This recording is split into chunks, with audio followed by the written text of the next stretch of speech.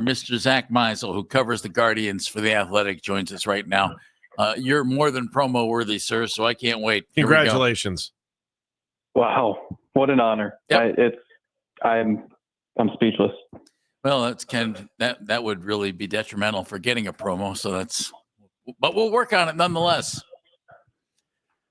Guardians didn't make additions at the trade deadline. Minor subtractions. Is this good? I did not think a question like that would be so complicated to answer. I don't know. I mean, like the where do you want to start? Bieber, that shouldn't have been surprising. They got someone whose scouting report sounds exactly what Shane Bieber's scouting report once sounded like. Yeah. And that's the kind of pitcher that they tend to have a lot of success with.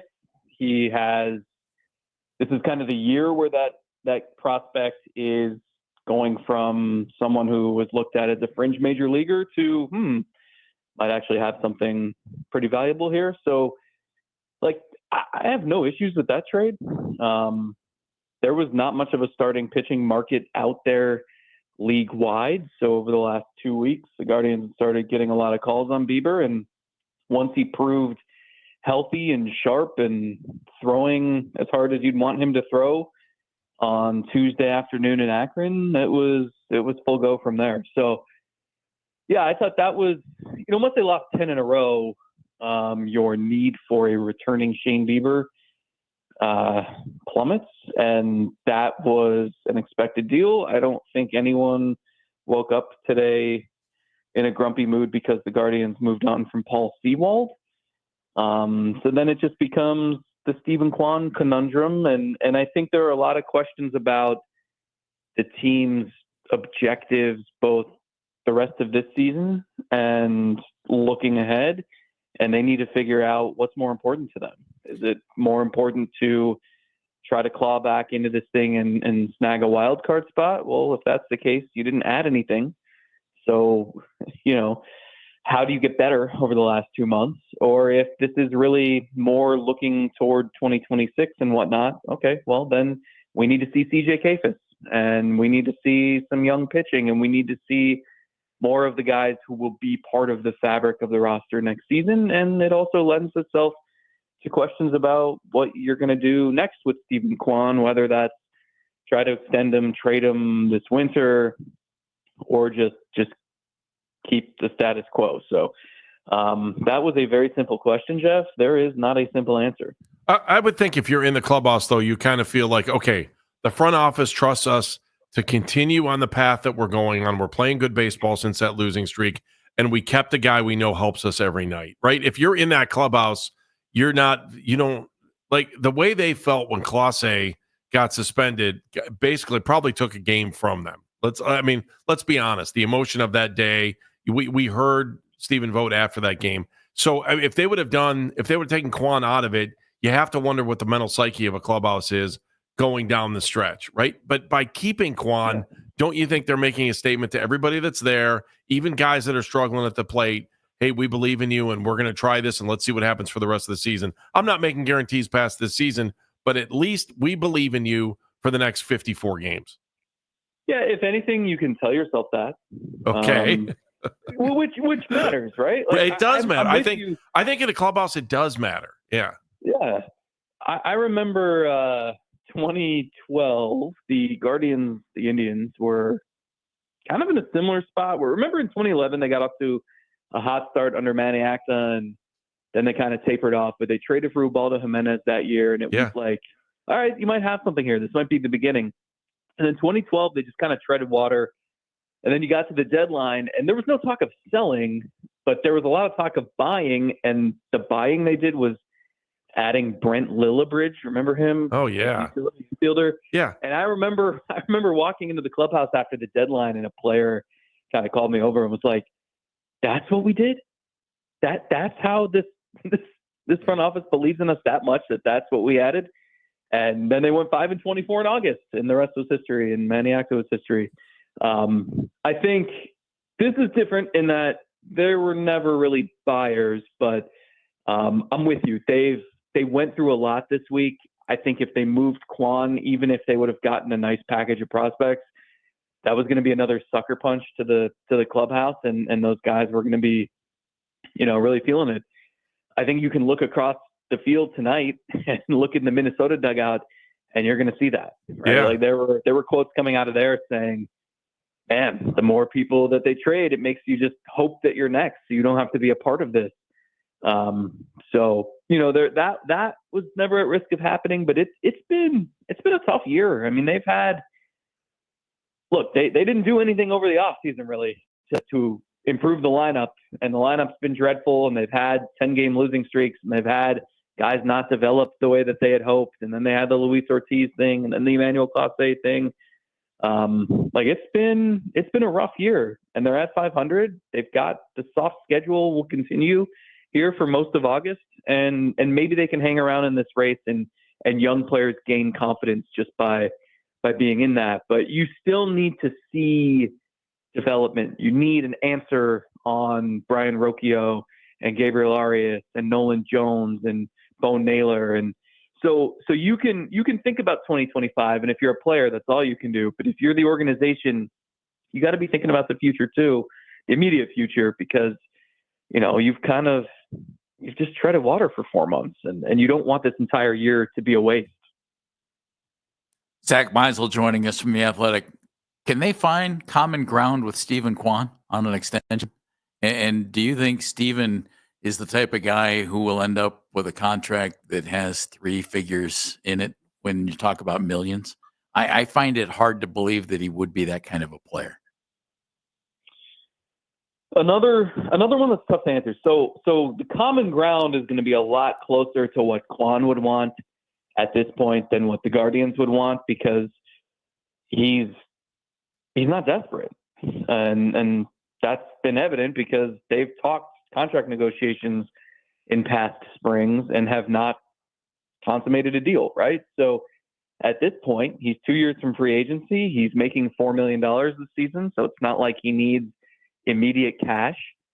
And he's become a 2-time All-Star, and he's headed for his 4th Gold Glove Award. And, he's not the perfect player by any means, but he's a pretty well-rounded one when you think about defense and the fact that, if he hits 15 home runs this season, which looks possible, he's not Miles Straw with power, right? Like he walks more than he strikes out. Like he's a pretty good player. And I think a pretty good player in this day and age gets you, if you're signing a long-term deal, it does get you in that $100 million territory if it's over, 5, 6, 7 years. So there are a lot of questions, though. There is a very, very possible chance that there's going to be a work stoppage in 2027. And I do not know what the financial landscape of the league will look like after that. 2027 is his last season before free agency. So part of me wonders if he also is resistant to an extension because maybe there's a more level financial playing field in a couple of years, and TV deals can change how this thing looks, and maybe there are more teams that would be willing to offer him money, or maybe there will be a salary cap and long-term contracts will be stifled a little bit. I don't know. I do think if you're the Guardians, he's your second best player, and I don't think it's crazy to give him $100 million over like 6 years or 5 years. And if anything, that's also David Blitzer's problem more than it's Paul Dolan's problem. Mm-hmm. And also they've proven if a contract gets a little too uncomfortable, I mean, they still were able to trade Andres Gimenez. They were able to get rid of Miles Straw's contract. There are plenty of other teams who would give Steven Kwan the type of money it would take. So if I'm the Guardians, I'm doing everything I can to sign him just because I need proven hitters. That's what the team doesn't have, and he's one of them. I was going to ask you that, Zach. I mean, how much do you think that Blitzer Call-It group are they going to take over? Are they going to move over to the 51% to take over the majority of this team? I wonder what they're thinking. Especially, I mean, if you're sitting in their shoes, if you have a minority stake in this thing, and you're looking at how much other teams have made money over the years, I'm sure that their percentage, based on selling the team, has gone up and they haven't had to do a thing, right? And so if you're them, do you really want to go to 51%? I'm super curious to see the way this thing plays out. And do the Dolans have to operate like I think they're going to take it, or they're going to take it? It's kind of a weird dynamic, isn't it? It's very weird. I think the collective bargaining stuff plays a big role in this because that has to happen first before you're going to get the decision from a new ownership group. But like, there's not a lot on the ledger here, right? You have Jose Ramirez here, and any owner would be glad to have Jose Ramirez on the books for another few years. And aside from him, there's not much. So, especially if Emmanuel Clase is no longer a part of this thing, Tanner Bybee's his contract extension was for pennies. So like, it's not like a new owner would come over and have all this dead weight on the books. And I think you could sign Kwan, and I don't think he'd qualify as that either. So to me, it's not that high risk, or it shouldn't be. But it's a conversation they have to continue having. And at some point, I was actually talking to another owner in recent weeks, and he made a great point where, like, you can't – the Guardians are very risk averse, and a lot of teams in their position are, right? Like, you see Tampa or Milwaukee or the Athletics, like teams like that. Like, a lot of times they're risk averse, but I think they've gotten too risk averse. And this owner was telling me, like, you have to take some chances at some point. You're never going to win anything or build anything sustainable if you don't take some chances. And it's okay to miss on those once in a while, like, and you learn something out of it. But you can't just sit back and be so afraid to make bold moves that you just handcuff yourself. Zack Meisel joining us from The Athletic. If you look at what is available in the system right now to come up and help this team offensively next year, Zach, it doesn't look like there's a whole lot right on the cusp. Maybe several years down the road with the guys they drafted this year, maybe a little different philosophy, bringing in some big sticks. What do they do next year to try and improve this offense? Yeah, I mean, injuries in the farm system have just that's been maybe like the greatest disappointment. I mean, you almost can't even consider DeLauder a top prospect anymore, can you? Until he shows he can be on the field for a couple of months. Yeah, you certainly don't want to just reserve a spot for him. No. And, like Juan Brito, like we probably would have seen him quite a bit by now, but he's had an injury-riddled season. Bizana missing those 8 weeks set him back a little bit. It's tough because there was a world where all those guys get their feet wet this year, and then, if they're ready for an everyday opportunity next season, and all of a sudden you're starting to feel pretty good about 2026, or at least know what spots you need to fill, and you don't have that. And like the best case scenario now is maybe we get a quick glimpse of Brito and DeLauder in September, but I'm not even going to hold my breath for that. And so you go into next season with even more question marks. And so I think whether it's, the one thing, and it goes back to that taking risks, is they've pretty much stopped trading prospects for proven talent. We have not seen them do that in a while, and I think they're going to have to. I think they have to have good enough evaluation of their own system to know who they believe in more than other teams do, who they don't think will pan out, but maybe another team really likes a certain guy in their system, and you're going to have holes to fill. So whether it's in the outfield, whether it's at catcher, whether it's middle infield, they're going to have to bring in some talent from the outside because, as you said, Jeff, like they don't have those guys who are ready, who you can trust. Like, am I supposed to believe that Chase DeLauder can play 150 games next year? I don't know how. Yeah, I don't know how. Yeah, so they're going to have to go get some outside talent because they've got. I like where the starting pitching is, and I trust that they're going to have a competent enough bullpen. So they finally need to address the lineup.